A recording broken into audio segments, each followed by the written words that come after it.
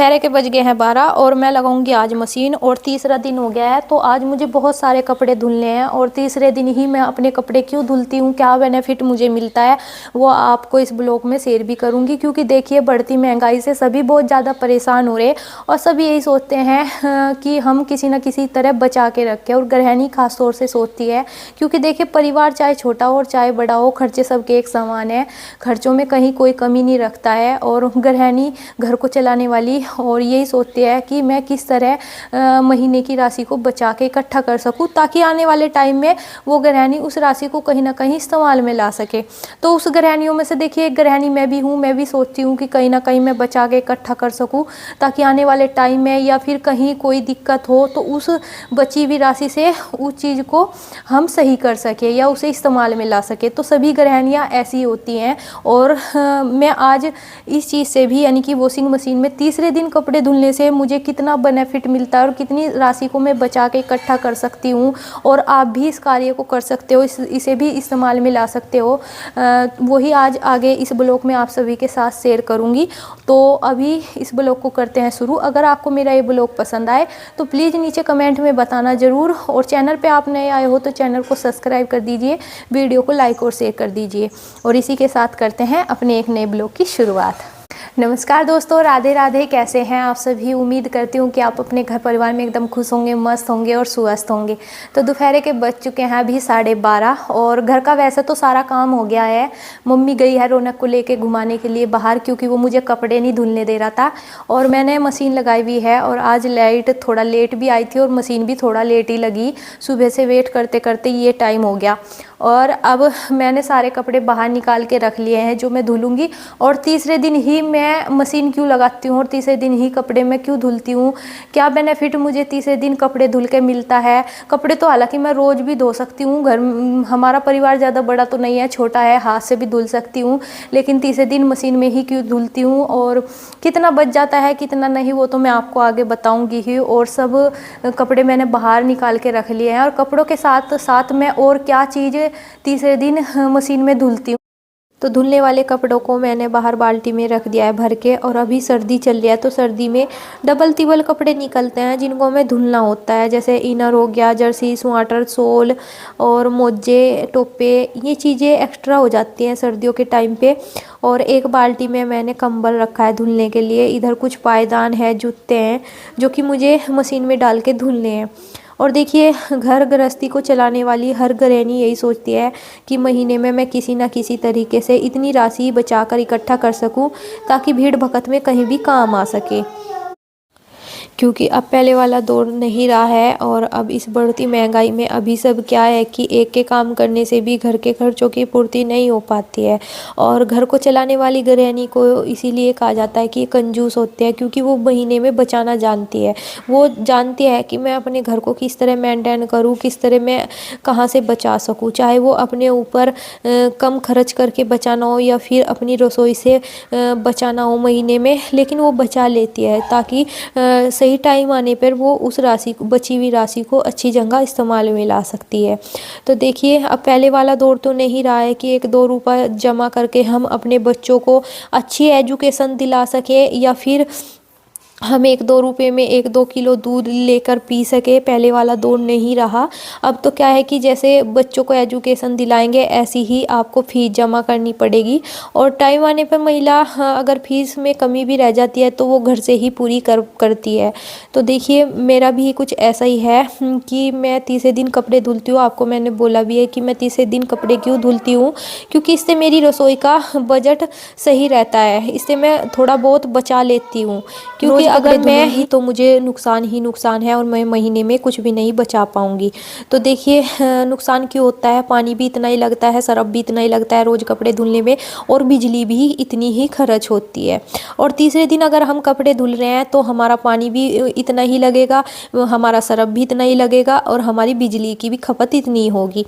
तो देखिए, तीसरे दिन भी इतना ही लग रहा है और रोज़ हम धुल रहे हैं तो डबल लग रहा है। तो इसीलिए चाहे कपड़े ज़्यादा हो चाहे कम हो, और इसीलिए मैं तीसरे दिन धुलती हूँ। अभी क्या है कि जिस गांव में और जिन देशों में पानी की किल्लत है, जिन्हें पानी नहीं नसीब होता, उनसे पूछो कि क्या अहमियत है उनके लिए पानी की। और हमें पानी भरपूर मात्रा में मिल रहा है तो हम ऐसे ही अपना रोज़ वीरान कर रहे हैं, जितना चाहे इतना हम वीरान कर लेते हैं। तो कहते हैं ना कि जब अहमियत जब पता लगती है, जब प्यासा बूंद बूंद को तरसता है। तो वाकई में ये हकीकत बात है कि हमें तीसरे दिन कपड़े धुलने चाहिए। और जो बचा हुआ पानी होता है उसमें हमारे पायदान वगैरह भी धुल जाते हैं। देखिए मैं तो इसी तरह करती हूँ कि जो रोज़ का पानी लगता है उसी तरह मैं तीसरे दिन पानी भर के उसी पानी में मैं सारे कपड़े धुल लेती हूँ। इससे मेरा रोज़ का सरफ लगने वाला भी बच जाता है, रोज़ की खर्च होने वाली बिजली भी बच जाती है, और रोज़ का लगने वाला पानी भी बच जाता है, जो कि मेरे रोज़ का लगने वाला तीसरे दिन काम आ जाता है। तो मैं एक दिन का बचा लेती हूँ। तो इसीलिए मेरी रसोई का बजट भी ठीक ठाक रहता है। और मैं बाद में बचे हुए पानी में पायदान डालकर वो भी धुल देती हूँ। और इससे मुझे लगता है कि हाँ मैं कुछ महीने में बचा लेती हूँ और मेरी रसोई का भी हिसाब सही रहता है। तो ये बाहर तार पे पड़े हुए कपड़े हैं जो कि मैं तीसरे दिन धुलती हूँ। अगर मैं चाहूँ तो इनको रोज़ भी धुल सकती हूँ, लेकिन मेरा घाटा ही घाटा है रोज़ धुल के। वो कैसे कि अगर मैं रोज़ धुलूँगी तो ये मशीन में धुलने के बाद जल्दी बोदे भी हो जाएंगे और जल्दी फट भी जाएंगे। और अगर मैं तीसरे दिन धुलूँगी तो ये जल्दी से फटेंगे भी नहीं और बोदे भी नहीं होंगे और नए ख़रीदने भी नहीं पड़ेंगे। अगर हम नए ख़रीदेंगे तो जो हमारी बचाई हुई राशि है वो इनमें खर्च हो जाएगी। तो यहाँ पे पायदान धुल गए थे और धुलने के बाद बहुत ही अच्छे लग रहे थे और सारी मिट्टी इनकी निकल गई थी। कपड़े वगैरह तो सारे धुल गए हैं और साथ साथ मैं अपनी मशीन की केयर भी कैसे करती हूँ वो भी इस ब्लॉग में आप सभी के साथ में शेयर कर रही हूँ। क्योंकि देखिए अगर वैसे तो हम चाहें तो हम रिपेयरिंग करने वाले को भी बुला सकते हैं, अगर हम चाहें तो खुद भी कर सकते हैं, जो कि मैं कर रही हूँ। तो इसमें भी बहुत ज़्यादा मलाई सी जमी हुई है और ये कपड़ों की है, जो जिसे हम काई भी बोलते हैं, वो ये है। और देखिए कितनी ज़्यादा जमी हुई है। हाँ बेटा, हाँ बंदर है, बस यहीं से आ जाओ आप। और अंदर का हाल आप देख सकते हो कि इस टाइम पे कितनी ज़्यादा गारा इसमें इकट्ठा हुआ है। अगर हम इन चीज़ों पे नहीं ध्यान देंगे तो हमारी मशीन के जो पुर्जे हैं वो जल्दी से जंग खा जाते हैं और खुलते नहीं हैं।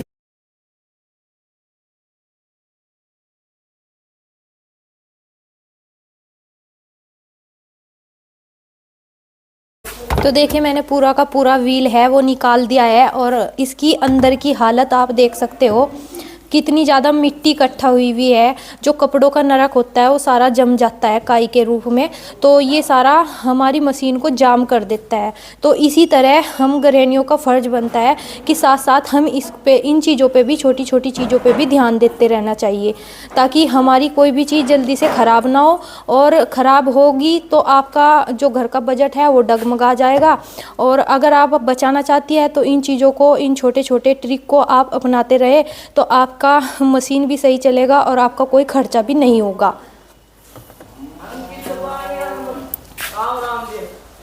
तो ये देखिए व्हील खुलने के बाद नीचे की साइड में ये भी हालत आप देख सकते हो कि कपड़ों के जो रुए होते हैं वे निकल के किस तरह इकट्ठा हुए हैं। और इस नाली में को, यानी कि जो ये नली होती है पानी जाने की, इसमें भी काफ़ी इकट्ठा हुए हैं। तो ये चीज़ें क्या होती है कि पाइप में या मोटर में अड़ जाती हैं, जिससे मोटर भी हमारी जाम हो जाती है।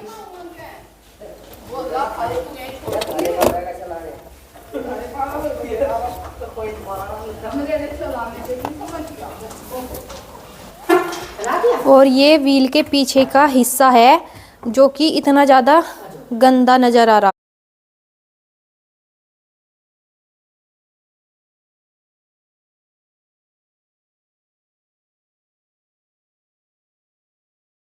पाइप ले लिया है और एक पाइप की सहायता से मैं सारे जो मैल ये जमा हुआ है इसको सारे को निकाल के और इस पाइप के मोगे की जगह को तो ये तो है नहीं कि छोटी छोटी चीज़ें। हाँ तो देखिए, अगर छोटी छोटी चीज़ें ख़राब हो जाएं तो ये तो है नहीं कि हम हर चीज़ के लिए मिस्त्री को बुलाकर ही उसे सही करा सकते हैं। हम खुद से भी उसे सही करके देख सकते हैं। अगर जब हमारे से ना हो तो तब हम मिस्त्री को बुला सकते हैं। अगर हमारे से हो रही तो हम उसमें अपने पैसे बचा सकते हैं। तो मैं तो देखिए इस तरह ही करती हूँ, पहले खुद से देखती हूँ होता है ठीक है, नहीं होता तो तब देखती हूँ कि अब क्या करना है। तो देखिए कितना गंदा था और ये ब्रश की सहायता से सारा साफ़ हो गया। जो इसमें काई जमी हुई थी कपड़ों की वो सारी अच्छे से मैंने निकाल दी।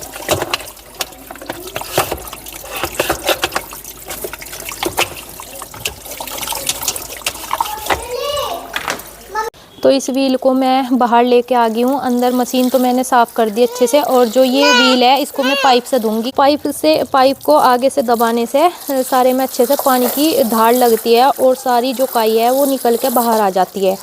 तो बस देखिए साफ़ हो गया एकदम।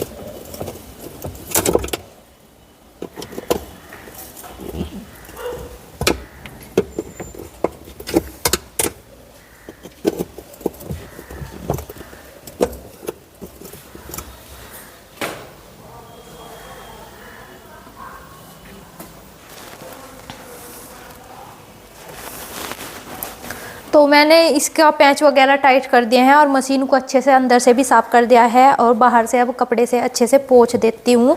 और इसी तरह मैं तीसरे दिन कपड़े धुलती हूँ और अपनी मशीन को बिल्कुल क्लीन करके जब इसको अच्छे से साफ़ सूफ करके तब इसको अच्छे से ढकती हूँ। जिस तरह हम अपनी सेहत का ध्यान रखते हैं, खाने पीने का ध्यान रखते हैं कि हमारे लिए क्या सही है क्या नहीं, खाने में हमें क्या चीज़ खानी चाहिए और क्या चीज़ हमें नुकसान देगी, वही चीज़ मशीन के साथ भी होती है कि उन्हें कितनी वोल्टेज पे हमें चलाना चाहिए, किस तरह हमें चलाना चाहिए और कितने कपड़े हमें उसमें डालने चाहिए, कपड़ों को किस तरह में सुखाना चाहिए। तो सभी सिस्टम सब चीज़ों के लिए बनाए हुए हैं और अगर हम उन चीज़ों पे ध्यान देंगे तो हमारी जो चीज़ें होती हैं घर की इस्तेमाल करने वाली वो भी लंबे समय तक के चलेगी और हम अपने ऊपर ध्यान देंगे तो हम भी अपना सेहत में सही रहेंगे और हमें जल्दी सी कोई बीमारी नहीं लगेगी। तो यही सिस्टम मशीनों के साथ होता है, या चाहे वो सिलाई मशीन हो या कपड़ों की साफ़ करने की, कपड़े धुलने की मशीन हो या फिर कोई भी और बिजली से चलने वाला कोई भी साधन हो, हमें हर चीज़ को अच्छे से ध्यान देकर ही इस्तेमाल करना चाहिए। तो देखिए अभी मैंने अपना इसकी साफ़ सफाई कर दिया है और अब इसको मैं ढक देती हूँ साफ़ करके। और इसी तरह मैं अपना बाहर से वॉश करने के लिए, यानी कि बहुत से क्या करते हैं कि बाहर से बुलाते हैं कि हमारी मशीन की साफ़ सफाई कर दो, सर्विस करने के लिए बाहर से बुलाते हैं, तो उसमें सर्विस वाले को भी हमें पैसे देने होते हैं। अगर हम खुद से ये सर्विस करेंगे घर पे, मशीन हो चाहे कोई भी चीज़ हो, देखिए मैं नहीं कह रही कि कपड़े धोने की मशीन की ही सर्विस हम किसी और से करवाते हैं, चाहे घर की कोई भी चीज़ की हमें सर्विस करानी है पहले खुद से करके देखें। अगर ना खुद से हो तब हमारी बात और होती है, अगर हम खुद से कर सकते हैं और अपने पैसे बचा सकते हैं तो कितनी अच्छी बात है। और वो बचे हुए पैसे हम कहीं और लगा सकते हैं, इस्तेमाल में ला सकते हैं। तो मैं तो इसी तरह करती हूँ, पहले खुद से करके देखती हूँ और उसके बाद में अगर नहीं काम चलता तो रौनक के पापा से करवाती हूँ। तो मैं इसी तरह अपने महीने में पैसे बचाती हूँ। तो आपको अगर मेरा ये तरीका अच्छा लगा हो, सही लगा हो तो प्लीज़ मुझे बताना ज़रूर। और आज के लिए इतना ही, तो चलिए कर देते हैं ब्लॉग का एंड यहीं पर। अगर आपको ब्लॉग में कमी नज़र आए तब भी बताना, अगर ब्लॉग पसंद आए तो तब भी मुझे कमेंट करना। और आप सभी को मिलते हैं एक नए और ऐसे ही ब्लॉग के साथ। तब तक के लिए आप सभी अपने घर में खुश रहें, स्वस्थ रहें। आप सभी को राम राम, बाय बाय।